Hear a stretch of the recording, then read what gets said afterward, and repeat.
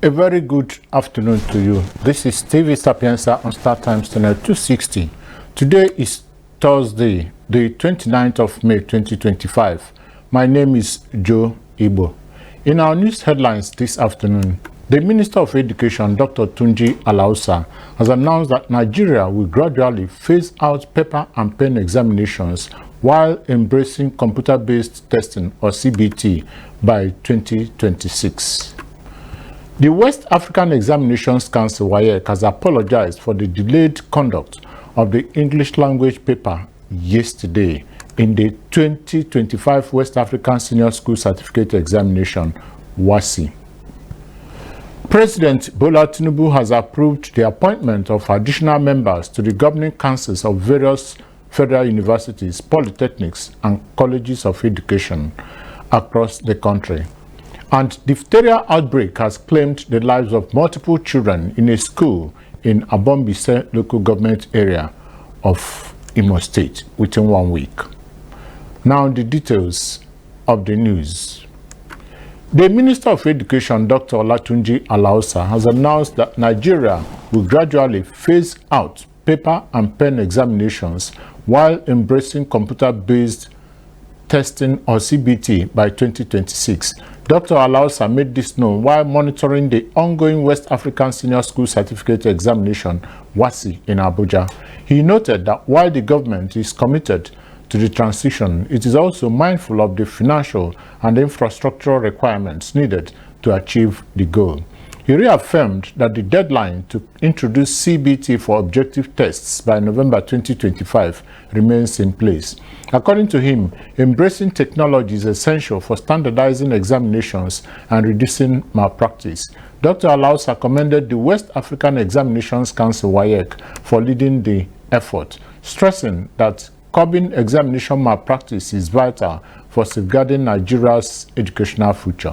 A total of 1,973,253 candidates from 23,554 schools are participating in the 2025 WASSCE.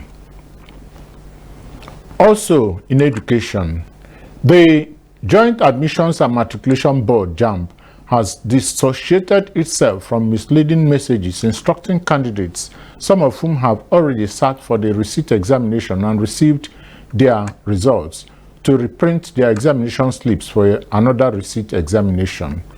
A statement by the Public Communications Advisor, Fabian Benjamin, confirmed that the messages are not from JAMB, and there are currently no scheduled examinations, as candidates who have completed the resit examinations have already received their results. It says the only examination that JAMB is planning to conduct, which has yet to be scheduled, is the foreign examination held in 9 countries across Europe, the Middle East, and certain African nations. Additionally, there will be a mop-up examination for candidates who missed the main and resit examinations and have been granted waivers only for 2025 to participate in the usual mop-up for those who experienced biometric failures.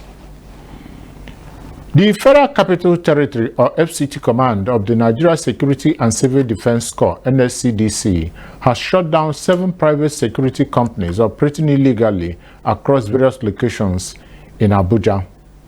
Speaking to journalists during the enforcement operation, the FCT NSCDC Commandant, Dr. Olusola Odumosu, who personally led the exercise, disclosed that 6 of the affected companies were operating without valid licenses, while 1 continued operation despite the expiration of its license.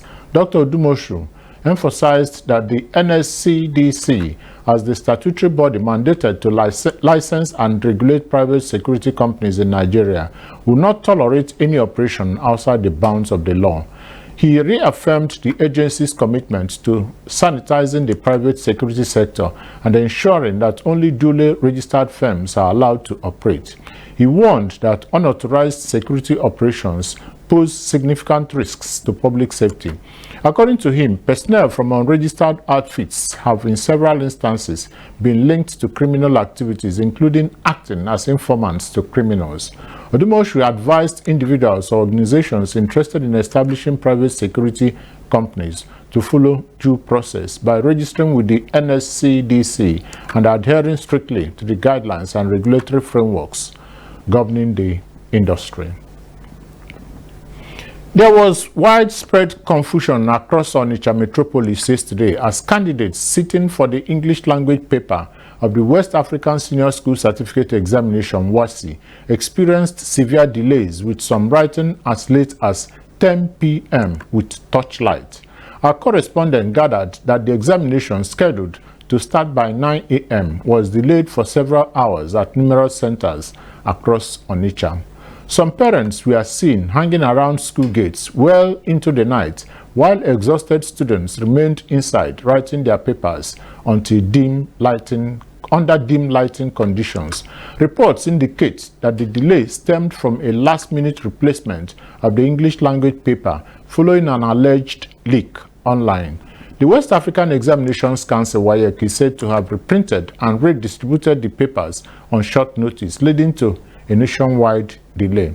The disruption was not limited to Onitsha. Similar delays were reported in Delta, Imo, Enugu, Lagos, and other states. Meanwhile, the West African Examination Council WAEC has apologized for the delayed conduct of the English Language Paper 2 in the 2025 West African Senior School Certificate Examination WASSCE. It was reported that candidates wrote the English paper late yesterday evening, sparking criticism from parents. Speaking in a statement, the acting head of Public Affairs Department of WAEC, Moyoshola Adeshino, disclosed that the council had challenges in an effort to prevent leakage of any paper. Adeshino said officials encountered logistical hurdles, security concerns, and sociocultural factors that negatively influenced their operations. WAEC restated its commitment to upholding the highest standard in examination conduct and pledged to continue to promote academic excellence. President Bola Ahmed Tinubu has approved the appointment of additional members to the governing councils of various federal universities, polytechnics, and colleges of education across the country. The announcement was contained in a statement released by the Special Advisor to the President on Information and Strategy, Bayo Onanuga. The new appointees span 36 federal institutions nationwide, each selected to represent different states and regions in a bid to reflect the federal character of governance. According to the statement, all appointments are to take immediate effect. A former governor of the Central Bank of Nigeria, CBN, Godwin Emefiele, has approached the Court of Appeal in Abuja, praying it to set aside a judgment granting the government full control of a substantial estate in Abuja comprising 753 housing units. The Economic and Financial Crimes Commission, EFCC, had earlier obtained a court order to seize the estate situated in the Lokogoma district of Abuja. The estate was originally linked and recovered from an unnamed former government official. Emefiele, through his legal representative, A.M. Kotoye, filed a motion as an interested party in the suit. He contends that he ought to have been involved in the proceedings.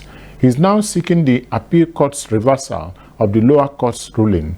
In his contentions, Emefiele sought an extension of time to challenge the interim and final forfeiture orders issued by the court on December 2 and December 24, 2024, respectively. Emefiele told the court that the forfeiture proceedings were carried out without his knowledge. Emefiele accused the EFCC of deliberately concealing the forfeiture proceedings despite their regular interactions with him concerning other pending charges. A two-story building under construction has collapsed at Otana Junction near the mobile filling station bus stop in Ikorodu, Lagos State, leaving 3 people dead and several others injured.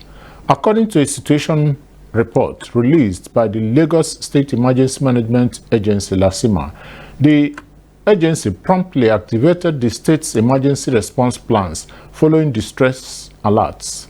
Despite rescue efforts, the victims, a teenage girl and 2 adult males, were recovered dead.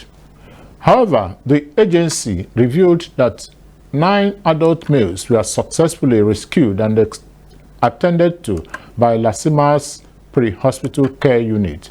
The cause of the collapse has not yet been determined as of the time of this report.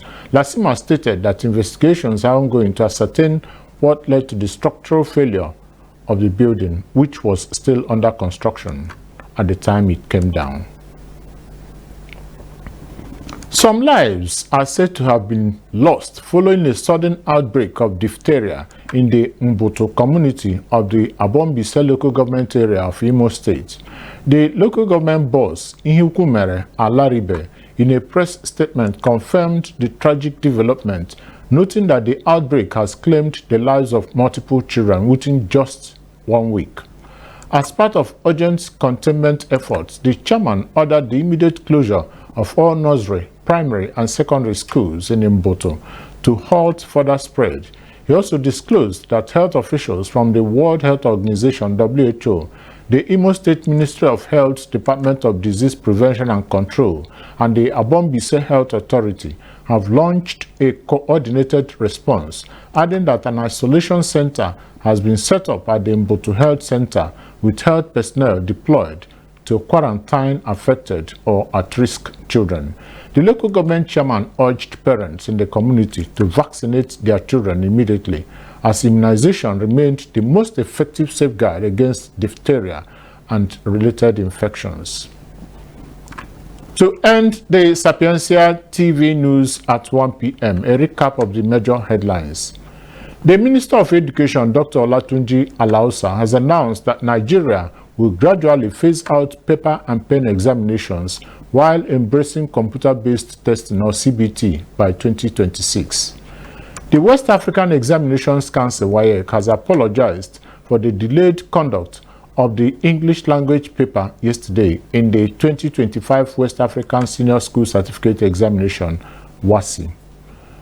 President Bola Ahmed Tinubu has approved the appointment of additional members to the governing councils of various federal universities, polytechnics, and colleges of education across the country. And finally, diphtheria outbreak has claimed the lives of multiple children in a school in Abombise local government area of Imo State within 1 week. That was the Sapientia TV news at 1 p.m. On behalf of the editorial and technical crew, I am Joe Igbo. Thanks and good afternoon for choosing TV Sapientia.